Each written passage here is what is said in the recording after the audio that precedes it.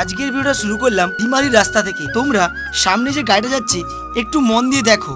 Actually আমি রাধাবল্লভপুরে মানে তমলুকে tuition পড়ে জাস্ট বাড়ি যাচ্ছিলাম, 12টা বাজে। আমার 11 ব্যাচকে পড়িয়ে জাস্ট বাড়ি আসছিলাম। ওই জিনিসটা দেখলাম লেখা আছে ফটো নয় চরিত্র এডিট করো, ভবিষ্যৎ ভালো হবে। মিলননগর থেকে যে রাস্তাটা ডিমারি গেছে, রাস্তাটাতে গেলে তুমি বুঝতে পারবে এই রাস্তাটা কি পরিমাণ জঘন্য একটা রাস্তা। মানে সরকারকে আমরা যে কী করতে ট্যাক্স দিচ্ছি, সে রাজ্য সরকার হোক বা কেন্দ্র সরকার। এই জন্যই বললাম যদি আমার ভিডিও মারফত এখানকার কোনো পলিটিশিয়ানে কেউ দেখে, যদি তার মনে হয় রাস্তাটা ঠিক করার জন্য। তমলুক থেকে বাড়ি আসার পথে হঠাৎ মাথায় এলো ম্যাডামের জন্য একটা আইসক্রিম নিয়ে যাওয়া হোক। তাই আমার এই আইসক্রিমটা খুবই ফেভারিট, আর সঙ্গে নিলাম টক দই।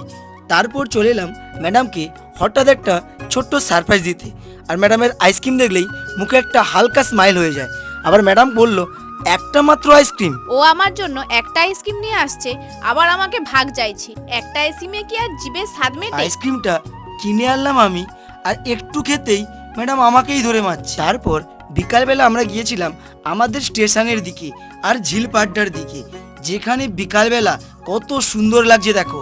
হঠাৎ দেখতে পেলাম একটা খেজুর কুলের গাছ, তাই জন্য আমরা খেজুর কুল পাড়া শুরু করলাম। ম্যাডামের জন্য যখন কুলগুলো নিয়ে আসি, দেখলাম ম্যাডাম সন্ধ্যা দিচ্ছে। কুলগুলো সত্যি বলতে খুবই মিষ্টি ছিল, কিন্তু আতি কম ছিল। আর ও যে ট্যাটুটা করেছে, ওতে দিনে 3বার করে মলম লাগাতে হয়। আজ 11:53। এখানে ম্যাডাম আমি খাতা কাটতে বসেছি, ক্লাস 10-এর পরীক্ষা নিয়েছিলাম। এই স্টার্ট করলাম খাতা কাটা, এই মাত্র একটা খাতা কাটা হলো।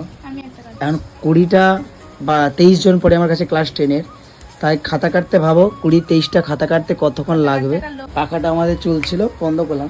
বাইরে বৃষ্টি হচ্ছে, ঠান্ডা বাতাস। একটা পরীক্ষা নিয়েছিলাম বংশতীর চ্যাপ্টারটা, দেখা যাক খাতা কাটা কটার সময় কমপ্লিট হয়। 12:42-এ খাতা কাটা কমপ্লিট হলো, 12:42 বাজে।